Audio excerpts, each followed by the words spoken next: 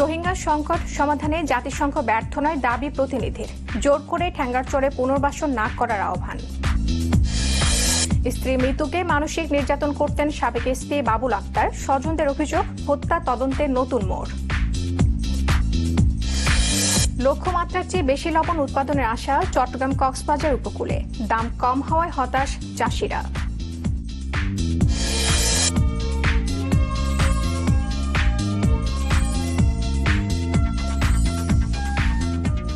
শুভেচ্ছা দর্শক, আমন্ত্রণ চট্টগ্রাম 24-এ। আপনাদের সাথে আছে আমি ডমি মারমা হ্যাপি। এতক্ষণ শুনছিলেন এন মাহমুদ প্লাস্টিক সংবাদ শিরোনাম, এবার বিস্তারিত। রোহিঙ্গা সংকট সমাধানে জাতিসংঘ কি ব্যর্থ? অনেকের মনে এমন প্রশ্ন ঘুরপাক খেলেও তা মানতে নারাজ ঢাকায় নিযুক্ত সংস্থার আবাসিক সমন্বয়কারী রবার্ট ওয়াটকিন্স। জানান, সব সমস্যা সমাধানের দায়িত্ব জাতিসংঘের একার নয়, এক্ষেত্রে এগিয়ে আসতে হবে সবাইকে। এই জন্য গড়ে তুলতে হবে আঞ্চলিক ঐক্য। তার মতে, রোহিঙ্গাদের জোর করে নোয়াখালীর ঠ্যাঙ্গারচরে পুনর্বাসন করা হলে সংকট আরও বাড়বে। জানাচ্ছেন Morshed Hasib.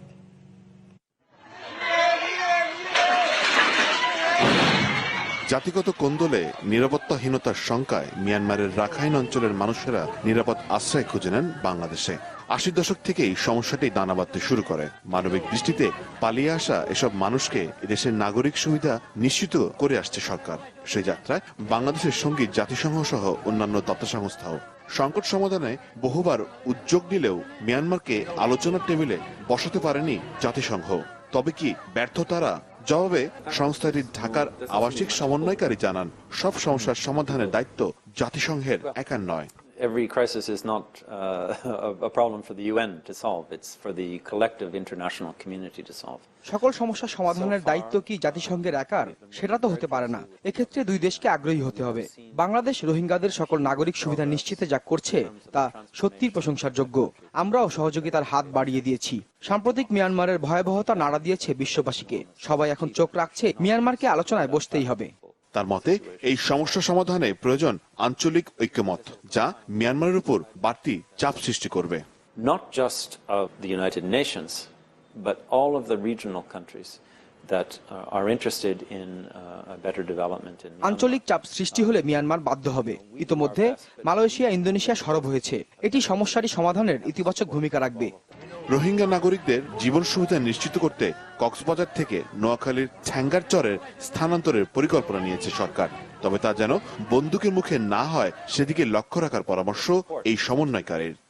We don't want to see a situation, and I'm sure the government of Bangladesh doesn't want to see a situation where refugees are forced to relocate at the end of a gun. দেখুন, এই পুনর্বাসন যদি বন্দুকের মুখে হয় সেটা কিন্তু সমস্যা আরো বাড়াবে, কমাবে না। কিভাবে কি প্রক্রিয়ায় এই পুনর্বাসন হবে তা পর্যবেক্ষণ করেই আমরা সেখানে সহযোগিতা করব, তার আগে নয়। গেল বৃহস্পতিবার পররাষ্ট্র মন্ত্রণালয়ে রোহিঙ্গা সমস্যা সমাধানে টাস্কফোর্সের বৈঠক হয়। এতে গেল বছরের অক্টোবরের পর থেকে আসা মিয়ানমারের নাগরিকদের একটি তালিকা তৈরির সিদ্ধান্ত হয়, যাদের যাচাই বাছাইয়ের পর ফেরত নেওয়ার আশ্বাস মিলেছে মিয়ানমার থেকে। মোর্শেদ হাসিব, চ্যানেল 24, ঢাকা। নতুন মোড় নিচ্ছে পুলিশের সাবেক এসপি বাবুল আক্তারের স্ত্রী মৃত্যু হত্যার রহস্য। এখন পর্যন্ত হত্যার পেছনে নানা বিষয় আলোচিত হলেও এবার যেন আগুনে ঘি ঢাললেন মৃত্যুর মা। চ্যানেল 24-কে দেওয়া সাক্ষাৎকারে তার দাবি, দাম্পত্য কলহ ছিল বাবুল মৃত্যুর। তার মেয়েকে মানসিক নির্যাতনের অভিযোগও তোলেন তিনি। এদিকে যার সাথে পরকীয়ার অভিযোগ সে বন্যি এর আগে বাবুলকে না চেনার কথা বললেও ভোল পাল্টেছেন পরদিনই। বাবুল আক্তারের সঙ্গে কখনোই আমার কখনো পরিচয় নাই। 24 ঘন্টার ব্যবধানেই পাশার দান উল্টে গেল। ভুল পাল্টালেন বাবুল আক্তারের সাথে পরকীয়ার অভিযোগ ওঠা বনানী বিনতে বশির বর্ণি। তার বাবার সঙ্গে আমার বাবার যোগাযোগ ছিল, সেই সূত্রে উনি আসছিলেন। আর হাবিবুর রহমান লাভুর সঙ্গেও আমার ওইটুকুই আইনি সহায়তা নেওয়ার জন্য সেই মুহূর্তে আমি যোগাযোগ করেছিলাম। আবার বর্ণিকে না চেনার দাবি ছিল বাবুল আক্তারের ছোট ভাই লাবলুর। আসলে সে মেয়েটাকে আমরা চিনিও না। পরে তিনিও চিনেছেন, তবে জল ঘোলা করে। যাতায়াতের মাঝে হয়তোবা সম্পর্ক ছিল। আমি অ্যাডভোকেট হিসেবে অনেক ক্লায়েন্ট আমার কাছে আসে, সেক্ষেত্রে অনেক কিছু মেমোরিতে থাকে না, আর অনেক পুরনো ঘটনা। এই চেনা না চেনার দোলাচলে নিয়ামক হিসেবে কাজ করেছে একটি মাত্র ছবি। একটু পেছনে তাকানো যাক। গত বছরের 13 জানুয়ারি বর্ণির স্বামী এসআই আকরাম নিহত হবার পর ভাবির বিরুদ্ধে ফুফাতো ভাইয়ের সাথে পরকীয়ার অভিযোগ তোলেন আকরামের ছোট বোন। সেই অভিযোগের বিরুদ্ধেই কয়েকদিন পরেই সংবাদ সম্মেলন করেন বর্ণি। তখনও বাবুল আক্তার ছিলেন না চিত্রনাট্যে, কিন্তু ছিলেন বাবুলের বাবা আব্দুল ওয়াদুদ। এই ছবিটি প্রকাশ হওয়ার পরই পাল্টেছে বাবুলের ছোট ভাই আর বর্ণির কথামালা। একদিনের ব্যবধানে অচেনা মানুষ হয়েছে আধা চেনা, কিন্তু বাবুল আক্তারের প্রতিবেশীদের ভাষ্য বলছে আধা চেনা নন, ছিলেন ভালোভাবে চেনা। বর্ণি হচ্ছে যে এসপি বাবুল আক্তারের বাড়িতেই থাকে এবং বাবুল আক্তারের ভাই লাবুর সাথে মোটরসাইকেলে প্রায় ঘুরে বেড়াই।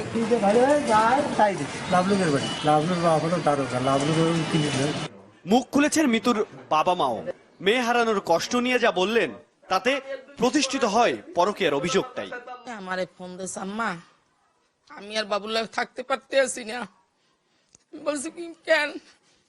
আম্মা ওদের কথাবার্তা আর ভালো লাগে না, আমি আর কত সহ্য করবো এই সমস্যার জন্য। আমার মেয়েকে তুই চলে যা, তোর আমি রাখবো না।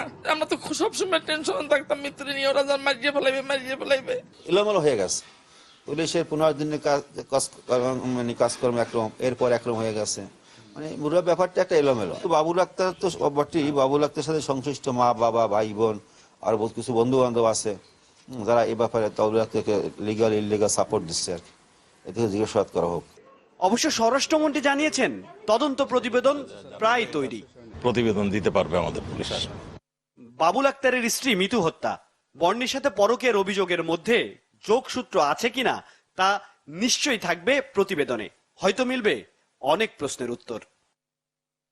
হিরণ খান, চ্যানেল 24, ঢাকা।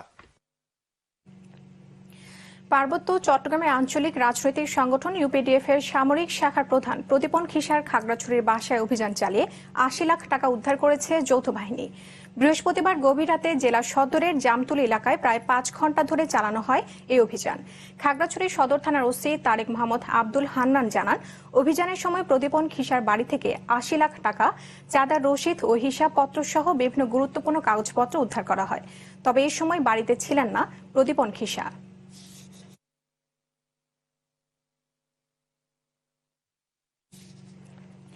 কক্সবাজার ও চট্টগ্রাম উপকূল এলাকায় এখন চলছে লবণ উৎপাদনের ধুম।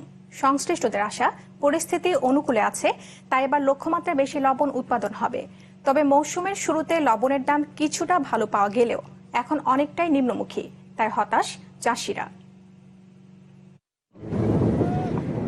বিস্তীর্ণ মাঠ যেখানে বিছানো হয় পলিথিন, লবণাক্ত পানি জমিয়ে শুকানো হয় রোদে, আর 3 থেকে 4 দিন শুকানোর পর তৈরি হয় লবণ। কক্সবাজারে নভেম্বর থেকে শুরু হওয়া লবণ উৎপাদনের এই কর্মযজ্ঞ চলছে পুরোদমে, তাই ব্যস্ত সময় পার করছেন চাষি আর শ্রমিকরা।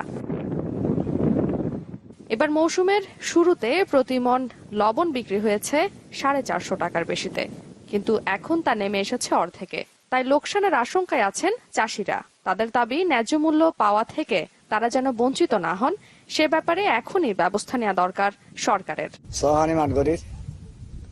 পতঙ্গ জিতে সমান লবণ আমার বেশিতে 300 নিয়ে দর পড়তে আছে।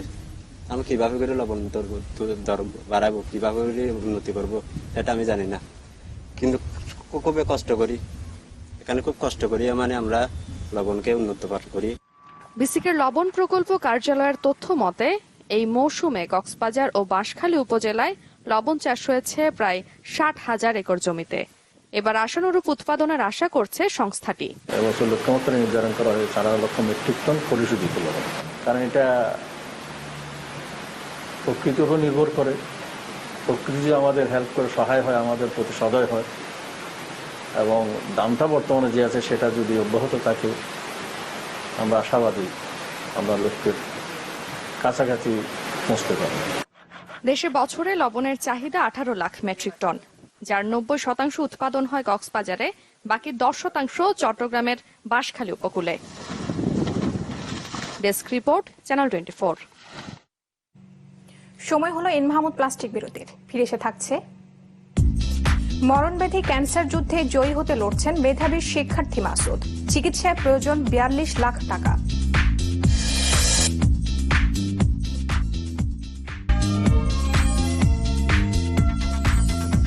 আপনারা দেখছেন চট্টগ্রাম 24।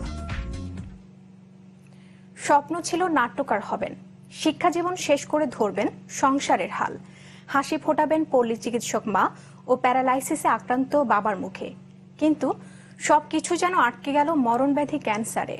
অর্থের অভাবে তিলে তিলে নিঃশেষ হয়ে যাচ্ছেন চট্টগ্রাম বিশ্ববিদ্যালয়ের মেধাবী শিক্ষার্থী শামসুল ইসলাম মাসুদ।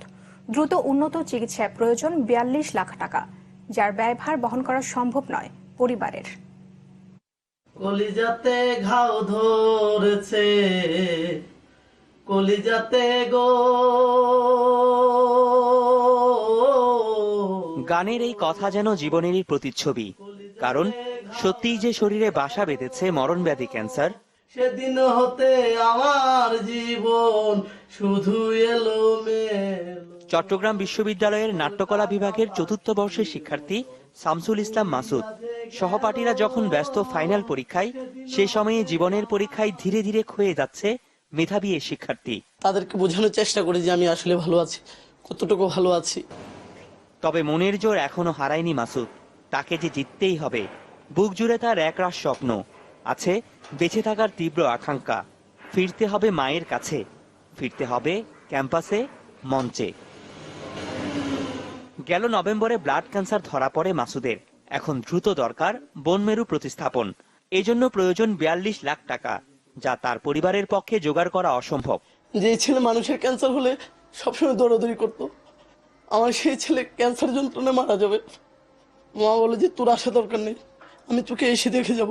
খুব চেষ্টা করছে, মানুষের দ্বারে দ্বারে যাচ্ছে, নিজের একমাত্র উপার্জনক্ষম এই ছেলেটাকে, মানে এই ছেলেটাকে বাঁচানোর জন্য। আমরা আমাদের বন্ধুকে ফিরে পেতে চাই, এটা যে কোনো মূল্যেই হোক। এরকম একটা ছেলে টাকার অভাবে আমাদের থেকে হারিয়ে যাবে, এটা আমরা কখনই কাম্য করি না।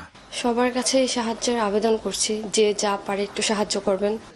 তরুণ এই মেধাবী মুখকে হারাতে চায় না বিশ্ববিদ্যালয়, তাই তার জন্য দিনরাত ছুটোছুটি করছেন শিক্ষক শিক্ষার্থীরা।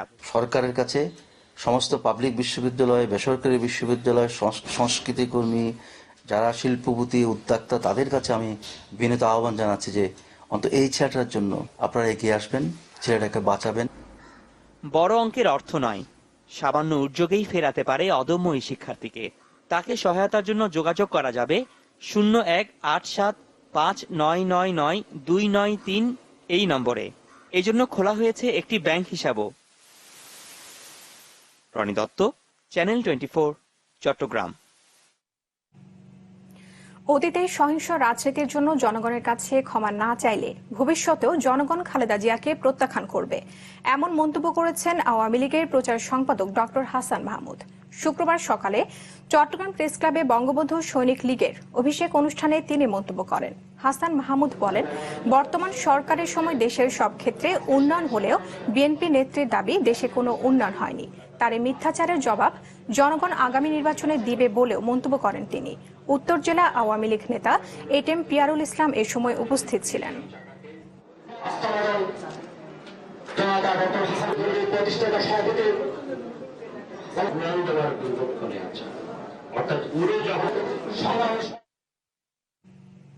আবারও নিচ্ছে এন মাহমুদ প্লাস্টিক বিরতি, ফিরে এসে থাকছে।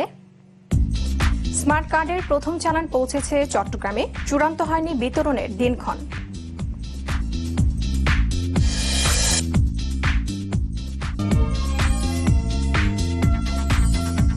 আবারও ফিরলাম চট্টগ্রাম 24-এ। ভোটারদের মাঝে বিতরণের জন্য চট্টগ্রাম পৌঁছেছে স্মার্ট কার্ডের প্রথম চালান। দুপুরে ঢাকা থেকে জেলা নির্বাচন কমিশন অফিসে এসে পৌঁছায় চালানটি। কর্মকর্তারা জানান, প্রথম চালানে 2574টি বাক্সে নগরীর কোতোয়ালি, ডবল মোরিং ও পাঁচলাইশ থানার ভোটারদের বিতরণের জন্য 6 লাখ স্মার্ট কার্ড এসেছে। পর্যায়ক্রমে নগরীর 19 লাখ ভোটারের জন্য স্মার্ট কার্ড আসবে বলে জানান তারা। সব কার্ড পৌঁছানোর পর নির্বাচন কমিশনের পক্ষ থেকে নগরীতে বিতরণের সময় নির্ধারণ করা হবে।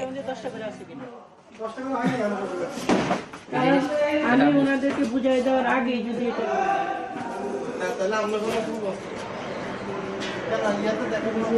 আমরা এই সিটি কর্পোরেশনে যে কটা 19 লক্ষ ভোটারের যে স্মার্ট কার্ড যেটা আসছে সেটা সবগুলো স্মার্ট কার্ড পাওয়ার পরে আমরা ঢাকা থেকে যে প্ল্যান করা হবে কতগুলো আমরা স্মার্ট কার্ড বিতরণ করব এবং যে ক্যাম্প এবং যতগুলো টিম হবে তার উপর ভিত্তি করে পরবর্তীতে আমরা শিডিউলটা জানিয়ে দেব যে কখন স্মার্ট কার্ড বিতরণ করা হবে। খাগড়াছড়ির নবগঠিত গুইমারা উপজেলা পরিষদের নির্বাচন অনুষ্ঠিত হবে 6 মার্চ। আজ সম্পন্ন হয়েছে প্রার্থীদের মনোনয়নপত্র যাচাই বাছাই। প্রথমবারের মতো অনুষ্ঠিত হতে যাওয়া উপজেলা পরিষদ নির্বাচনে প্রার্থীদের মনোনয়নপত্র জমা দেওয়ার শেষ দিন ছিল গতকাল বৃহস্পতিবার। এতে চেয়ারম্যান, ভাইস চেয়ারম্যান এবং মহিলা ভাইস চেয়ারম্যান পদে প্রতিদ্বন্দ্বিতার জন্য মনোনয়নপত্র জমা দিয়েছেন 12 জন। 2015 সালের 2 জন গুইমারাকে উপজেলায় রূপান্তর করে সরকার।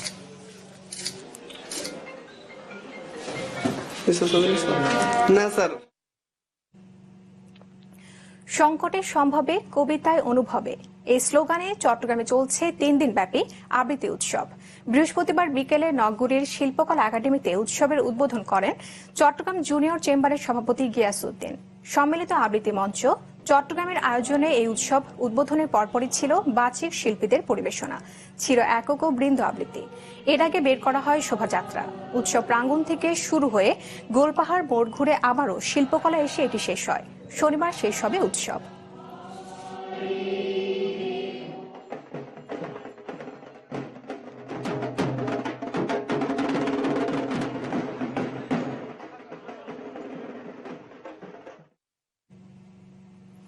চট্টগ্রাম 24 শেষ করব, তার আগে এন মাহমুদ প্লাস্টিক সংবাদ শিরোনামগুলো জানাবো আরেকবার। রোহিঙ্গা সংকট সমাধানে জাতিসংঘ ব্যর্থ নয় দাবি প্রতিনিধির, জোর করে ঠ্যাঙ্গারচরে পুনর্বাসন না করার আহ্বান।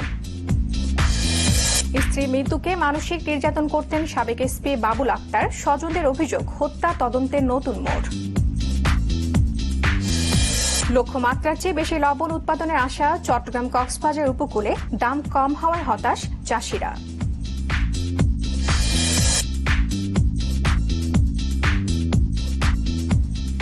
এই ছিল চট্টগ্রাম 24 এর সন্ধ্যার আয়োজন। 6টায় দেখবেন দেশ 24। এতক্ষণ সাথে থাকার জন্য ধন্যবাদ সবাইকে।